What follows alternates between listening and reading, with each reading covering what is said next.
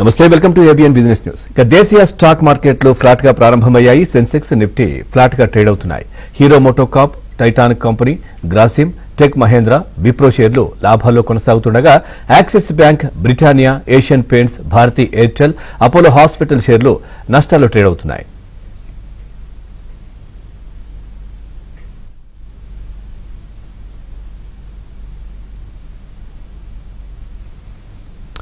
Right, ఇక present Sensex 73,270, Nifty 22,255 దగ్గర trade అవుతుంది. ఇక మనతో మాట్లాడడానికి సీనియర్ బిజినెస్ అనలిస్ట్ మాధవిరెడ్డి గారు లైవ్ లో సిద్ధంగా ఉన్నారు. వారితో మాట్లాడదాం.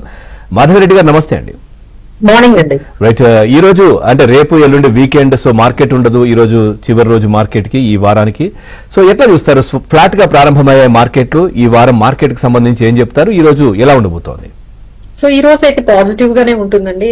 ద రీజన్ ఈజ్ గ్లోబల్, మనకి అన్ని global markets, you take it Japan అండి, యుఎస్ మార్కెట్స్, నాస్డాక్ కానీ 3 years హైలో ట్రేడ్ అవుతుంది. జపాన్ కూడా హైలో ట్రేడ్ అవుతున్నాయి అండ్ యూరోపియన్ మార్కెట్స్ కూడా హైలో ట్రేడ్ అవుతున్నాయి. సో ఆ global trend even Asian markets లో కూడా మనకు వచ్చిందండి.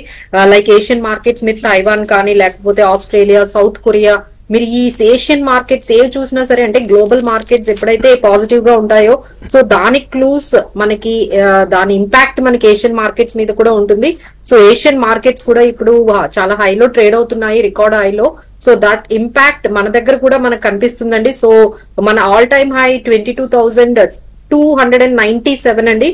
So right now markets are moving towards 22,244 record దగ్గరికి, ఆల్ టైమ్ హై దగ్గరికి వెళ్తున్నాయి. సో డెఫినెట్లీ అండి, because of global cues we are having. And మన డొమెస్టిక్ లో కూడా మనకి కొంచెం పాజిటివ్ న్యూస్ ఏంటంటే ఈ మ్యానుఫ్యాక్చరింగ్ కానీ సర్వీస్ ఇండస్ట్రీ పిఎంఐ కూడా చాలా ఈ లాస్ట్ 7 months లో మనకి పాజిటివ్ లో కనిపించింది. And there is a huge demand is also coming out. So all these domestic and global news are making అండి. బట్ 22,200 అనేది హోల్డ్ చేస్తే మార్కెట్ డెఫినెట్లీ ఇక్కడ నుంచి మనకి 22,350, 22,500 వరకు వెళ్లే ఛాన్సెస్ ఉన్నాయి.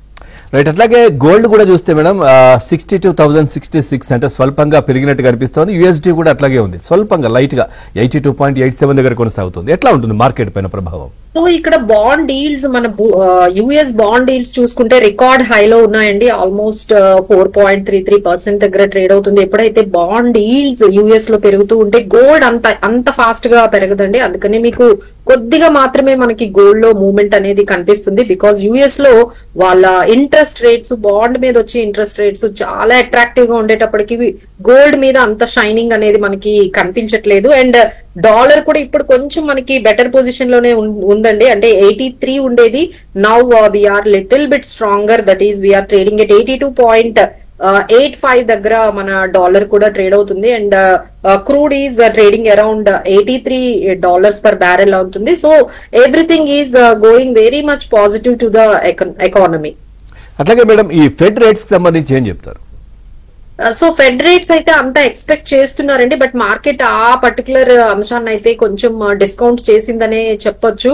సో ఫెడ్ రేట్స్ అయితే ముందు నుంచే చెప్తున్నాయి ఇమీడియట్ గా రేట్ కట్స్ అయితే మనకి రాకపోవచ్చు కానీ, బట్ మేబీ ఫ్యూచర్ లో ఇన్ఫ్లేషన్ కానీ కొంచెం మనకి ఏమాత్రం కొంచెం ఈజ్ అయితే డెఫినెట్లీ రేట్ కట్స్ ఉండొచ్చు అనేది. సో ఆ పాయింట్ అయితే మార్కెట్స్ అయితే ఆల్మోస్ట్ డిస్కౌంట్ చేసాయండి. బట్ టెక్నాలజీ ఐటీ రిలేటెడ్ మంచి రిజల్ట్స్ వచ్చాయండి. సో దానివల్ల మన దగ్గర కూడా IT stocks like HCL Tech ఇలాంటివన్నీ కూడా మంచి పెర్ఫార్మెన్స్ అనేది ఉంటుంది. So right now we need to stay with, అంటే మార్కెట్స్ ఇంత ఆల్ టైమ్ హైలో ఉండేటప్పుడు మనం అన్ని కూడా large and blue chip companies తోనే మనము స్టే అయితే బాగుంటుందండి.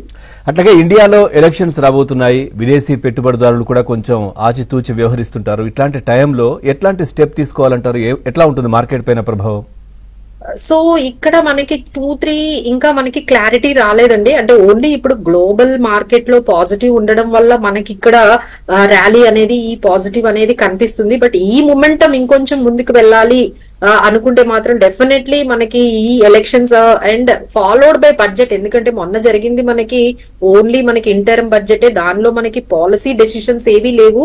సో ఇక్కడ నుంచి మార్కెట్స్ నెక్స్ట్ లెవెల్ కి వెళ్ళాలి అంటే so everyone is FIIs and all wait and watch అనే మూవ్మెంట్ లోనే ఉన్నారండి. దే ఆర్ జస్ట్ వెయిటింగ్ ఇక్కడ నుంచి మన పాలసీ డెసిషన్స్, మన ఎకనామిక్ డెసిషన్స్ ఎలా ఉండబోతున్నాయి. So that might come in June July టైంలో మనకి మన బడ్జెట్ లో ఫుల్ టర్మ్ బడ్జెట్ వస్తుందండి. సో అప్పుడైతే గానీ మనకి ఈ డైరెక్షన్ అనేది మనకి తెలియదు. సో ఎఫ్ఐఎస్ అయితే కొంచెం కాషియస్ గానే ఉన్నారండి, ఎందుకంటే మన టాక్సేషన్ ఎలా ఉంటుంది, మన నెక్స్ట్ మూవ్మెంట్స్ ఎలా ఉంటాయి అనేది కొంచెం వాళ్ళు కాషియస్ గా ఉన్నారు. But right now retail participation అనేది చాలా స్ట్రాంగ్ గా ఉంటుందండి. ఈవెన్ కొంచెం మార్కెట్ డిప్స్ కొంచెం కరెక్ట్ అయిన వెంటనే డిప్స్ లో బయింగ్ అనేది మనకి ఈ రీటైల్ పార్టిసిపేషన్ వల్ల కనిపిస్తుంది. సో ఎప్పుడైతే ఎఫ్ఐఎస్ పార్టిసిపేషన్ స్టార్ట్ అవుతుందో then we can see the next level in the market. అట్లాగే బ్యాంకింగ్ రంగ షేర్లు ఏ విధంగా ఉన్నాయి మేడం? వాటిపైన ఇప్పుడు పెట్టుబడులకు మీరు ఇచ్చే సలహాలు, సూచనలు ఏంటి? సో బ్యాంకింగ్ లో అయితే మనం దేర్ ఆర్ టూ థింగ్స్ అండి. మీరు పిఎస్యు బ్యాంక్స్ వైపు వెళ్ళాలనుకుంటున్నారా, లేదు అంటే మన ప్రైవేట్ బ్యాంక్స్ వైపు వెళ్ళాలనుకుంటున్నారా? సో పిఎస్యు బ్యాంక్స్ ర్యాలీ కూడా మనం ఆల్మోస్ట్ చూసాము. సో అక్కడ కూడా like SBI is all time favourite under PSU banks లో అయితే ఎస్బీఐ చాలా అగ్రెసివ్ గా వాళ్ళ గ్రోత్ అనేది కనిపిస్తుంది. బయింగ్ కూడా చాలా బాగుంది. And when it comes to private banks లో మనకి యాక్సిస్ బ్యాంక్ కానీ ఐసిఐసిఐ బ్యాంక్స్ అనేవి కొంచెం ఆల్ టైమ్ ఫేవరెట్ గా ఉన్నాయండి. So everyone who wants to be in that. అలానే మనం ఓన్లీ బ్యాంకింగ్ రంగానికే కాకుండా మనం financial services as a whole చూసుకుంటే బాగుంటుందండి. So let's not restricted to only banking and go with insurance. మనకి జనరల్ ఇన్సూరెన్స్ కంపెనీస్ కూడా బాగా మనకి ట్రెండ్ కనిపిస్తుంది. అండ్ లైఫ్ ఇన్సూరెన్స్ కంపెనీస్ లో కూడా మంచి గ్రోత్ కనిపిస్తుంది. So let's go beyond this banking నుంచి మనం ఫైనాన్షియల్ సర్వీసెస్ స్పేస్ లోకి వెళ్ళి పిక్ చేసుకుంటే బాగుంటుందండి. అట్లాగే అండి నిఫ్టీ 22,244 దగ్గర కొనసాగుతోంది. ర్యాలీ కంటిన్యూ అవుతుందా, లేదంటే మళ్ళీ వెనక్కి వచ్చే అవకాశం ఉందా? ఎందుకంటే గతంలో కూడా 22 మార్క్ టచ్ చేసి ముందుకెళ్లి మళ్ళీ వెనక్కి వచ్చిన పరిస్థితి.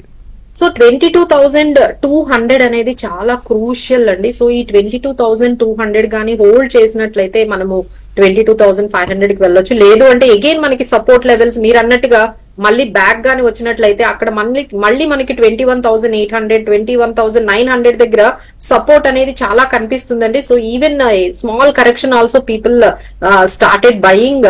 సో బయింగ్ అయితే ఆగడం లేదండి. So people are taking some good stocks. ఇప్పటికీ కొన్ని వాల్యూ స్టాక్స్ ని కొంచెం వాళ్ళ పోర్ట్ఫోలియో అయితే యాడ్ చేసుకుంటున్నారు. అండ్ త్రూ మ్యూచువల్ ఫండ్స్ ద్వారా almost 19,000 crore per month market లోకి వస్తుంది. Maybe only one lacking thing ఏంటంటే ఎఫ్ఐఐస్ అండ్ ఎఫ్పిఐస్ పార్టిసిపేషన్ అయితే చాలా తక్కువగా ఉందండి. So that's the only వరీసమ్ right now. But apart from that every drop you can add as an అంటే మనం మేమేం చెప్తున్నాం అంటే ప్రతి మీకు ఆపర్చునిటీ బయింగ్ ఆపర్చునిటీ లాగా తీసుకొని ఇప్పుడు మనం చెప్పిన కొన్ని companies like Bharti Airtel, BHEL, NTPC, SBI, ONGC, ICICI, M and M, Ambuja cements ఇలాంటి పెద్ద పెద్ద స్టాక్స్ ఏమైనా మీకు ఏమాత్రం వాల్యూ కనిపించినా యూ క్యాన్ ఇమీడియట్లీ పికప్.